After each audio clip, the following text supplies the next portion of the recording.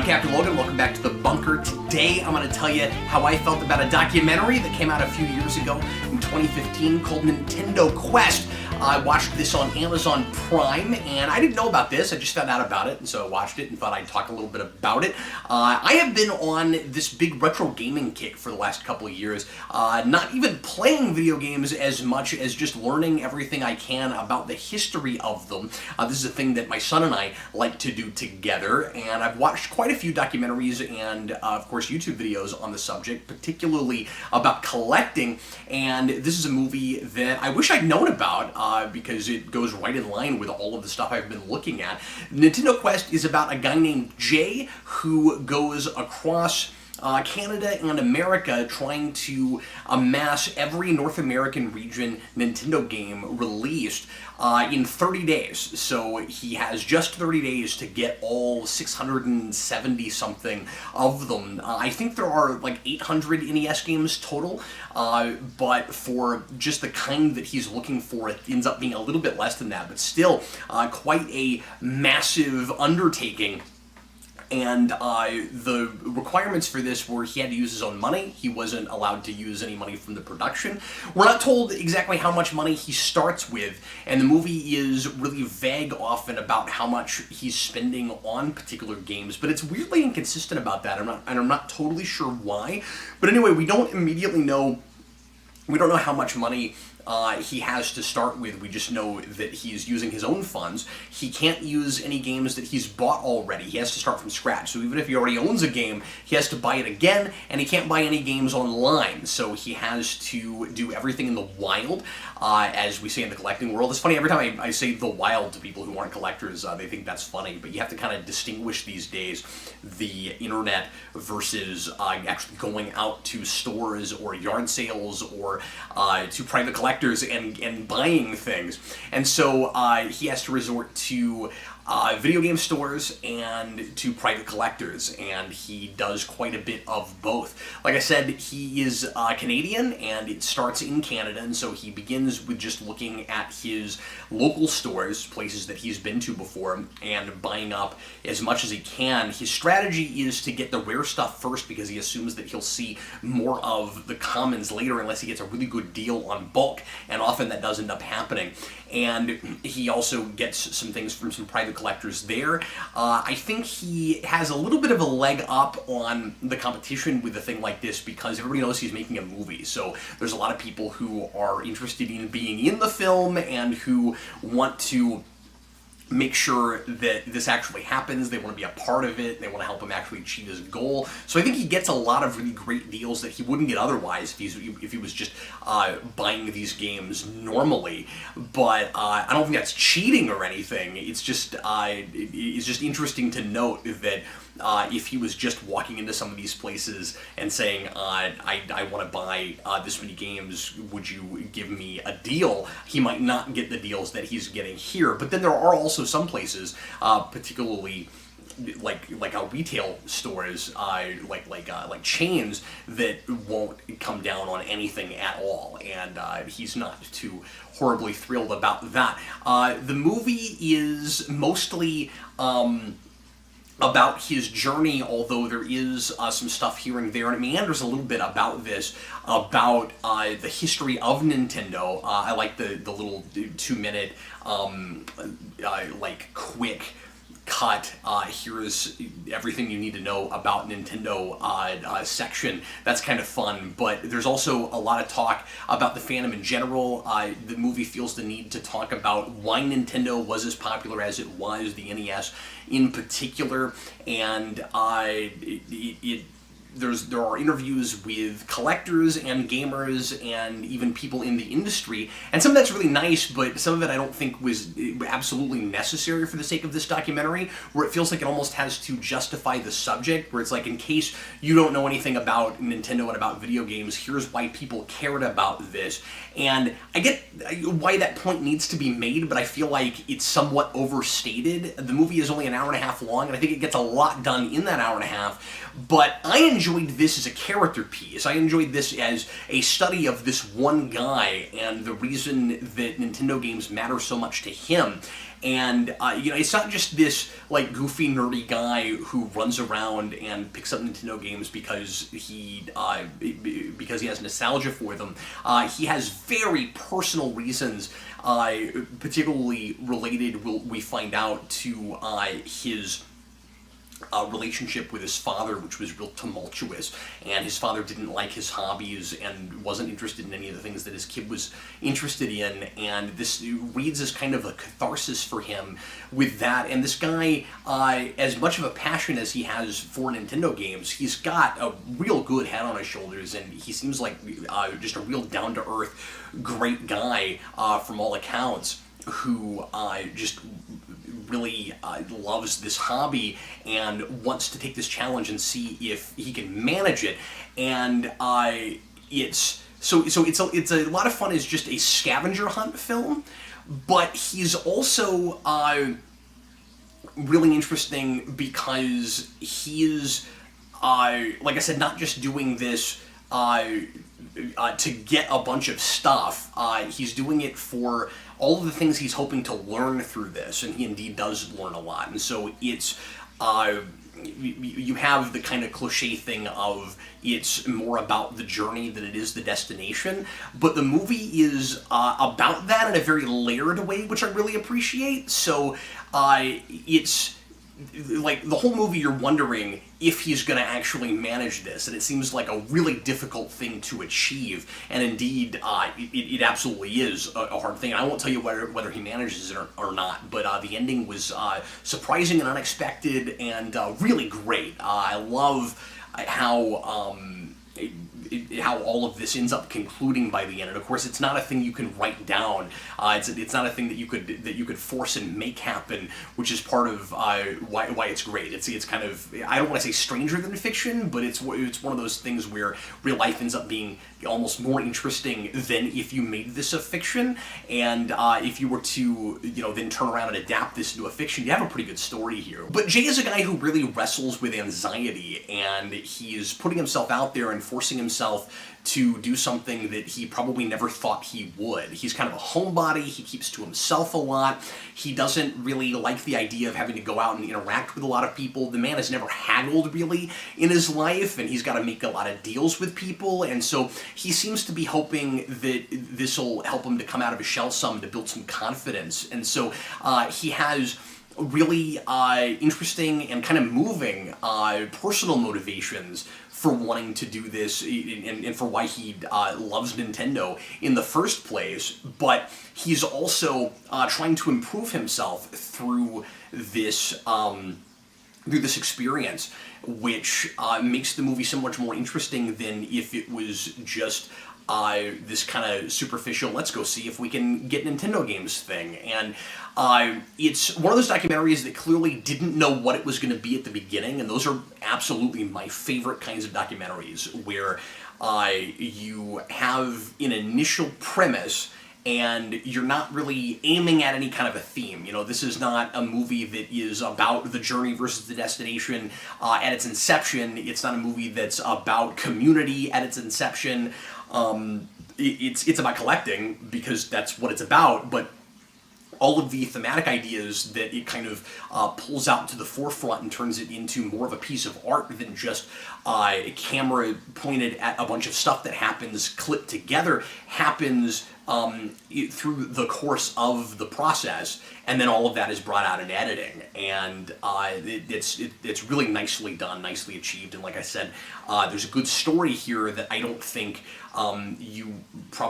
anybody probably would have thought to make up in the first place, that just kind of naturally unfolds, and it's really great that the movie allows it to do that. One of the reasons I wanted to talk about this is because, and I don't want to spend a lot of time comparing this to my film, because that would be kind of uncouth of me, but it did remind me a lot of the Midwestern Panels, the documentary about comic book stores, the road trip movie that I made in 2014, and this came out in 2015, just like my documentary did. and I suspect that it was shot probably around the same time. Maybe this was shot a couple of years prior, I'm honestly not sure. But it's weird all the stuff that it has in common. The production values are very, very similar. This was not made on a real grand budget. There wasn't a massive camera crew. I think the cameras used in this movie are probably a little bit better than mine, but the film quality is really, really similar. They certainly got me on their graphics.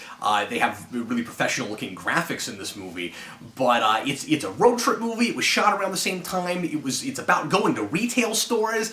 It's about collecting. It's crazy how many things this documentary and mine have in common. So I only bring that up to say that this hit me in a special place because I've made a thing like this. Oh, and also the filmmaker shows up on camera and kind of serves to create the framework for the thing, just like I did, and me and Vince did, in our documentary. So it's really interesting how similar they are, and it kind of spoke to me on a personal level, on a production, from a production side, and also from a passionate fan collector side.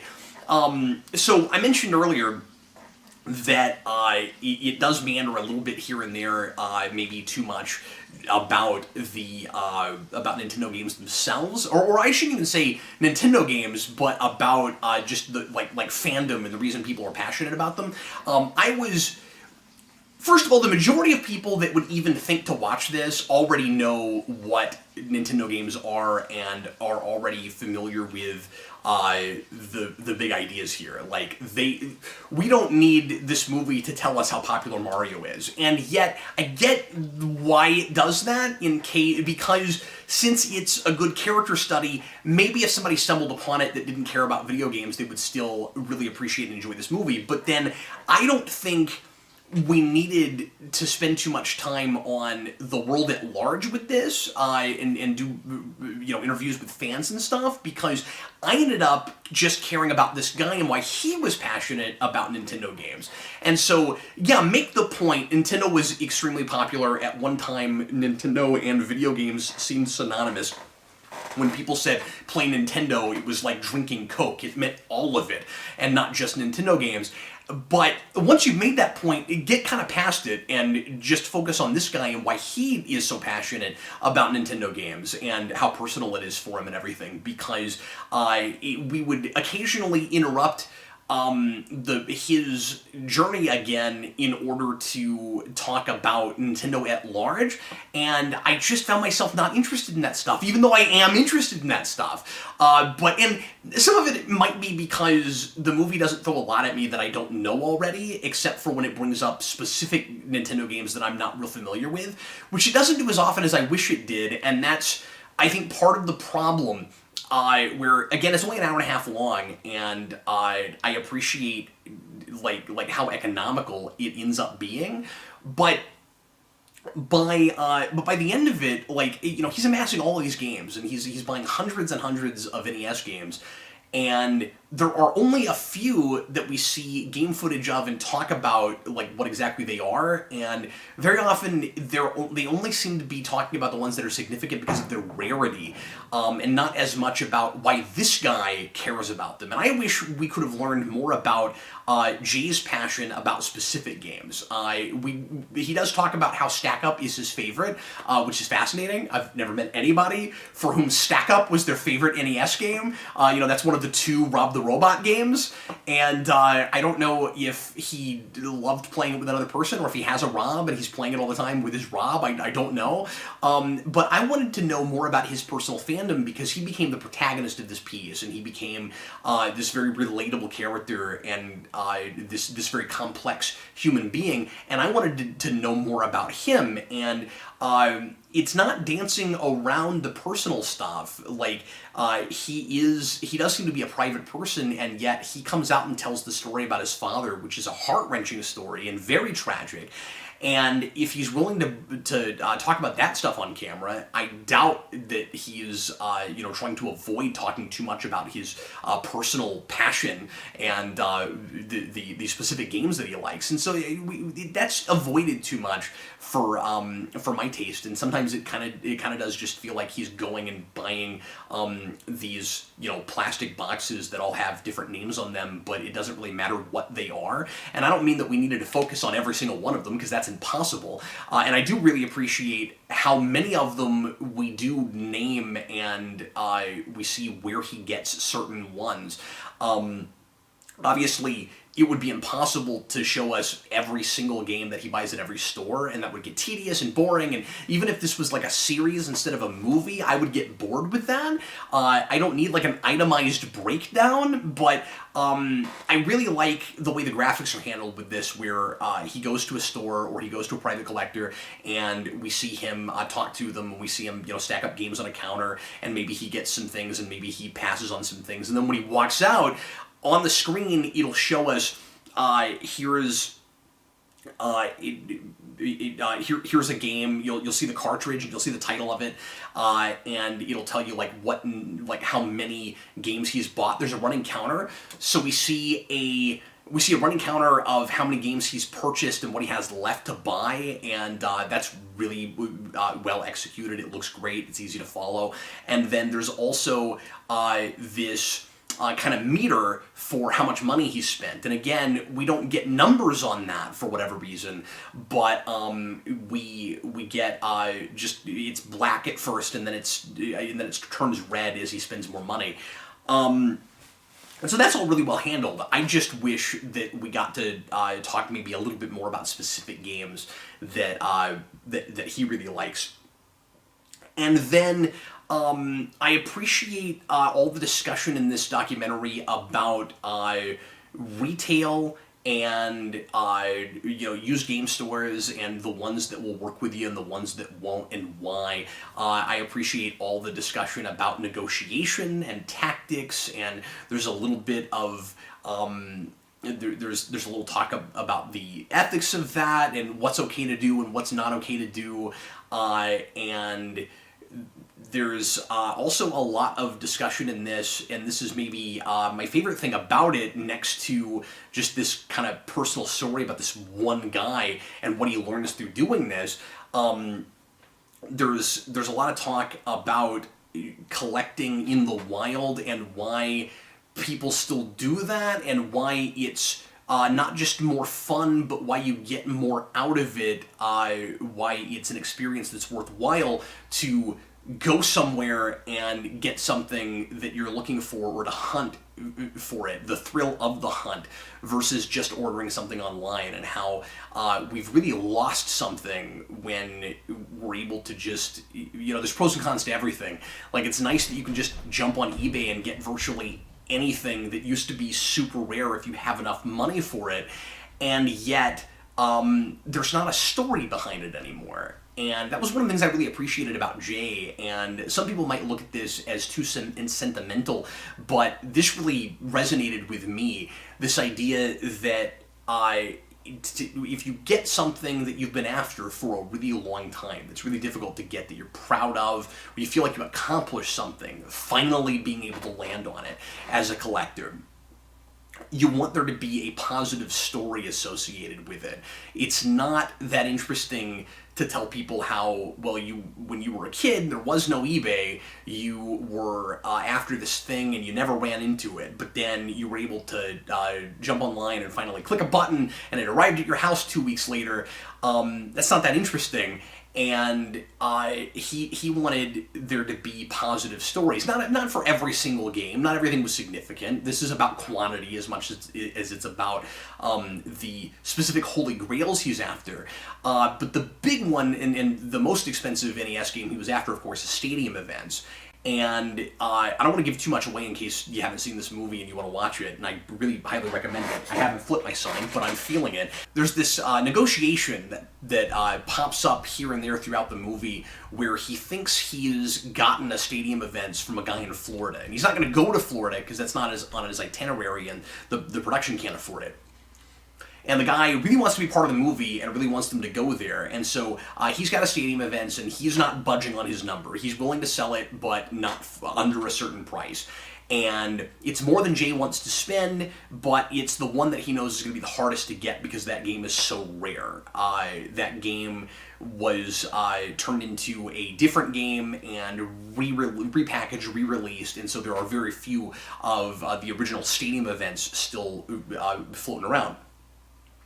And at the risk of giving away things, by the end of the whole thing, he ends up not going with that guy because the experience he's having with him ends up being so negative, and he's not trusting that he's necessarily going to get a real cartridge. He just can't be sure of it, and he can't negotiate with this guy to get the game before he sends the money.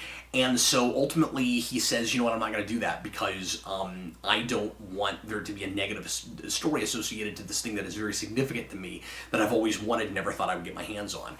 And I won't tell you what ends up happening with stadium events, but it choked me up a little bit. It's wonderful. So I said it's not too sappy or cliche about that very familiar notion of it's about the journey, it's not about the destination.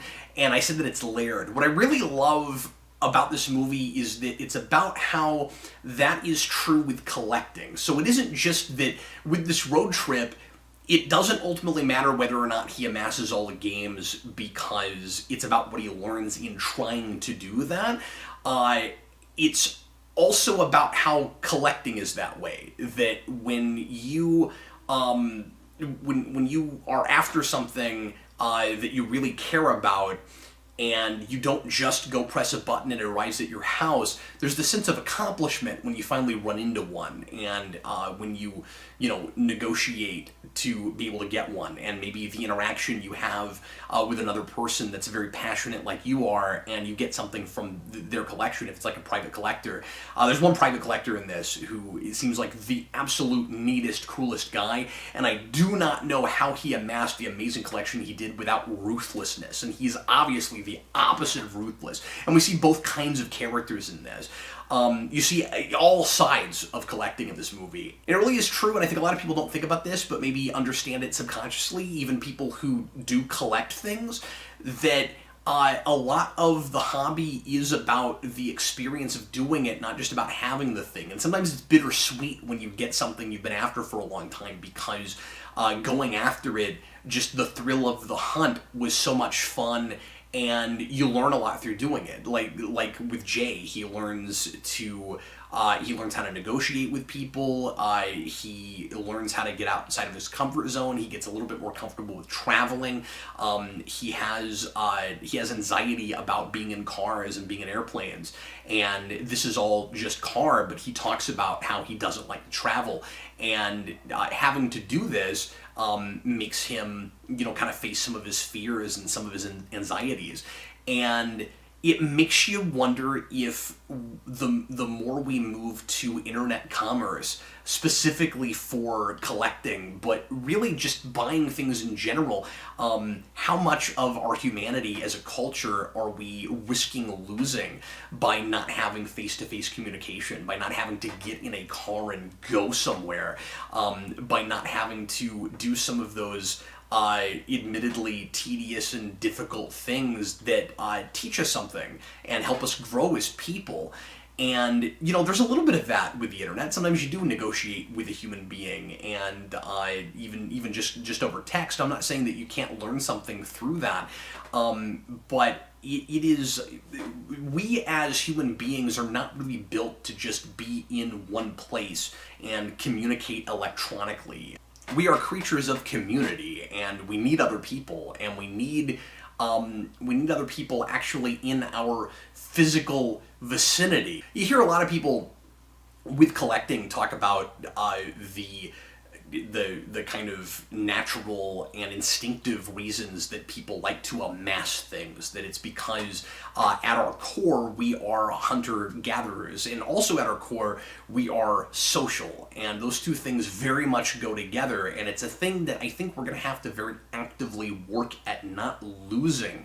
and this movie does a really good job of reminding folks of that.